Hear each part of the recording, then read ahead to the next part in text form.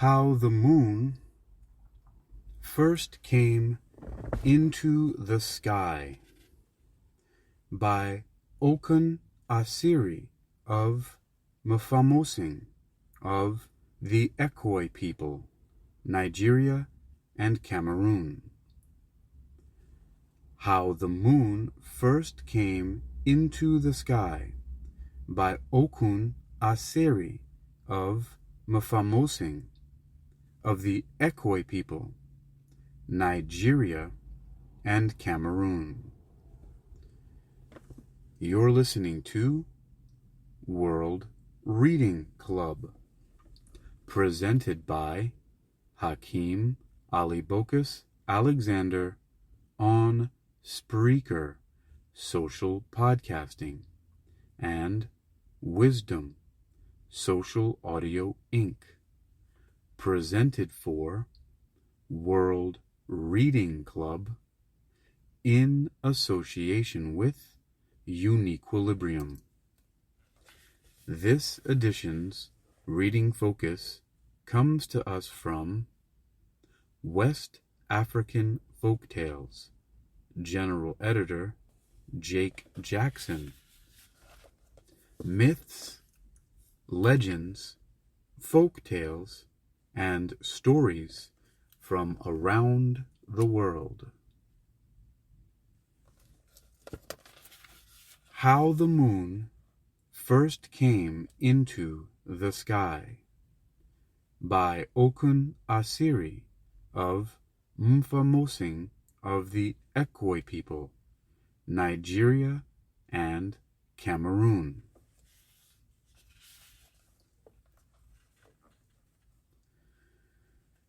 In a certain town there lived Njom Mbwe, Juju sheep. He made great friends with Etuk, antelope, whose home was in the bush. When the two animals grew up, they went out and cut farms. Njom planted plantains in his, while Etuk set his with cocoa yams. When the time came around for the fruits to ripen, Njom went to his farm and cut a branch of plantains, while Etuk dug up some of his cocoa. Each cleaned his food and put it in the pot to cook. When all was ready, they sat down and ate. Next morning, Etuk said, "Let us change. I saw a bunch of plantains in your farm, which I would like to get. Will you go instead to mine and take some cocoa?"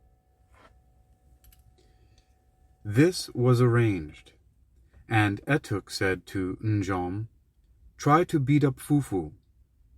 Njom tried, and found it very good. He gave some to Etuk.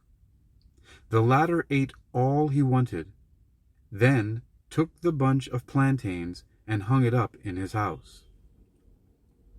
Next morning, he found that the fruit had grown soft, so he did not care to eat it. He therefore took the plantains and threw them away in the bush. During the day, Mbui came along and smelt plantains. He looked round till he found them, then picked up one and began to eat. They were very sweet. He ate to his fill, then went on, and later met a crowd of the Nshum people, apes. To them he said, "Today I found a very sweet thing in the bush."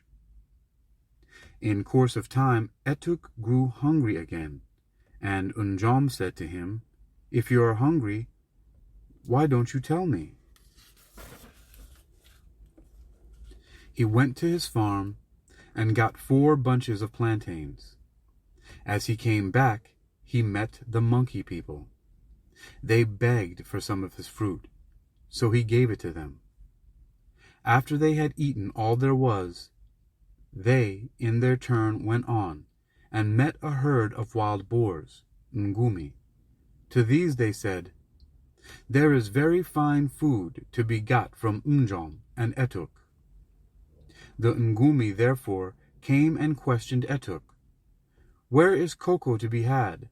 And Etuk answered, "The cocoa belongs to me." The boars begged for some, so Etuk took a basket, filled it at his farm, and gave it to them. After they were satisfied, they went on their way, and next morning met Njok, elephant. To him they said, "Greetings, Lord. Last night we got very good food from the farms over there." Unjok at once ran and asked the two friends, "Whence do you get so much food?" They said, "Wait a little." Unjam took his long machete and went to his farm. He cut 5 great bunches of plantains and carried them back. Etuk also got 5 baskets full of cocoa, which he brought to Elephant. After the latter had eaten all of this, he thanked them and went away. All the bush beasts came in their turn and begged for food, and to each the two friends gave willingly of all they had. Lastly, also came Mfong, bush cow. Not far from the 2 farms there was a great river called Akaram, the one which goes round. In the midst of it, deep down, dwelt Crocodile. One day Mfong went down into the river to drink, and from him Crocodile learned that much food was to be had nearby. On this, Crocodile came out of the water and began walking towards the farms. He went to Unjam and Etuk and said, "I am dying of hunger. Pray give me food." Etuk said, "To the beasts who are my friends I will give all I have, but to you I will give nothing, for you are no friend of mine." But Njom said, "I do not like you very much, yet I will give you 1 bunch of plantains." Crocodile took them and said, "Do not close your door tonight when you lie down to sleep. I will come back and buy more food from you at a great price." He then went back to the water and sought out a python, which dwelt there. To the latter he said, "I have found 2 men on land who have much food." Python said, "I too am hungry. Will you give me to eat?" So Crocodile gave him some of the plantains which he had brought. When Python had tasted, he said, "How sweet it is! Will you go back again and bring more?" Crocodile said, "Will you give me something with which to buy?" And Python answered, "Yes, I will give you something with which you can buy the whole farm." On this he took from within his head a shining stone and gave it to Crocodile. The latter started to go back to the farm. As he went, night fell, and all the road grew dark. But he held in his jaws the shining stone, and it made a light on his path, so that all the way was bright. When he neared the dwelling of the 2 friends, he hid the stone and called, "Come out, and I will show you something which I have brought." It was very dark when they came to speak with him. Slowly the crocodile opened his claws, in which he held up the stone, and it began to glimmer between them. When he held it right out, the whole place became so bright that one could see to pick up a needle or any small thing. He said, "The price of this that I bring is 1 whole farm." Etuk said, "I cannot buy. If I give my farm, nothing remains to me. What is the use of this great shining stone if I starve to death?" But Njom said, "I will buy. Oh, I will buy for my farm full of plantains, for that which you bring fills the whole earth with light. Come, let us go. I will show you my farm. From here to the waterside all round is my farm. Take it all, and do what you choose with it. Only give me the great shining stone that, when darkness falls, the whole earth may still be light." Crocodile said, "I agree." Then Unjam went to his house with the stone, and Etuk went to his. Unjam placed it above the lintel, that it might shine for all the world, but Etuk closed his door and lay down to sleep. In the morning, Unjam was very hungry, but he had nothing to eat, because he had sold all his farm for the great white stone. Next night and the night after, he slept full of hunger, but on the third morning he went to Etuk and asked, "Will you give me a single cocoyam?" Etuk answered, "I can give you nothing, for now you have nothing to give in exchange. It was not I who told you to buy the shining thing. To give something when plenty remains is good, but none but a fool would give his all, that a light may shine in the dark." Unjam was very sad. He said, "I have done nothing bad. Formerly no one could see in the night time. Now the python stone shines so that everyone can see to go wherever he chooses." All that day Unjam still endured, though nearly dying of hunger, and at night time he crept down to the water, very weak and faint. By the riverside he saw a palm tree, and on it a man trying to cut down clusters of ripe kernels. But this was hard to do, because it had grown very dark. Unjam said, "Who is there?" And the man answered, "I am Efion Obasi." The second time Unjam called, "What are you doing?" And Efbon replied, "I am trying to gather palm kernels, but I cannot do so, for it is very dark amid these great leaves." Unjam said to him, "It is useless to try to do such a thing in the dark. Are you blind?" Ephion answered, "I am not blind. Why do you ask?" Then Unjam said, "Good. If you are not blind, I beg you to throw me down only 1 or 2 palm kernels, and in return I will show you a thing more bright and glorious than any you have seen before." Ephion replied, "Wait a minute, and I will try to throw a few down to you. Afterwards you shall show me the shining thing as you said." He then threw down 3 palm kernels, which Unjam took, and stayed his hunger a little.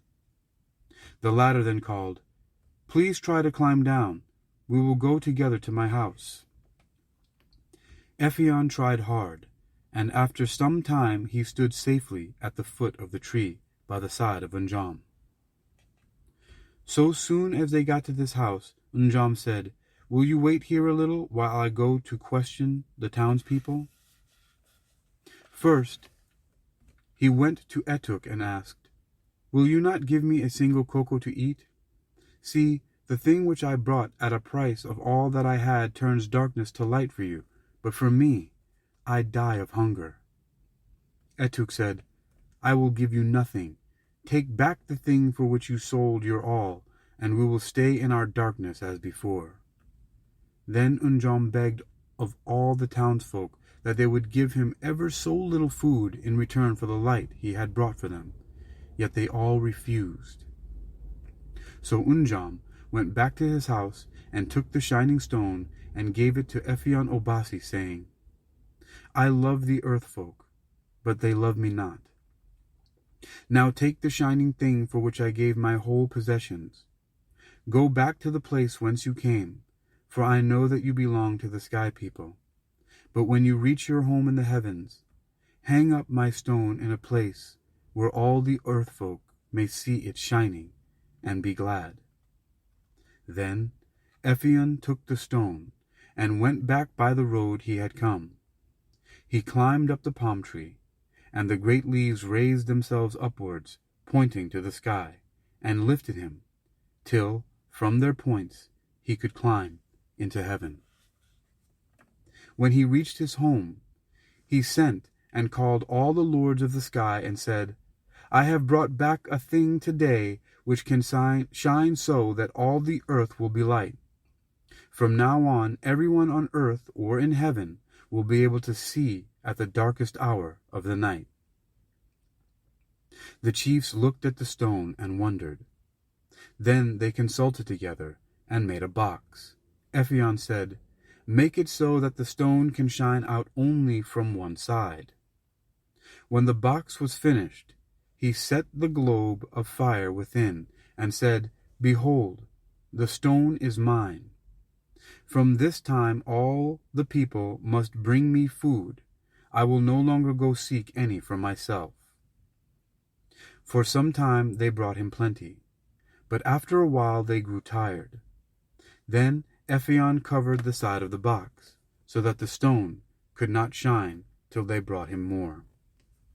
That is the reason why the moon is sometimes dark, and people on earth say, It is the end of the month. The sky people have grown weary of bringing food to Ephion Obasi, and he will not let his stone shine out till they bring a fresh supply. You've been listening to World Reading Club, presented by Hakeem Alibokis Alexander on Spreaker and Wisdom. Spreaker, social podcasting. Wisdom, social audio Inc. Presented for World Reading Club in association with Uniquilibrium. You've been listening to, and you just heard, How the Moon First Came into the Sky by Okun Asere of Mfamosing of the Ekoi people, Nigeria and Cameroon. Coming up next is How All the Stars Came by Okun Asere of Mfamosing of the Ekoi people, Nigeria and Cameroon. Here on Wisdom and Spreaker. Stay tuned.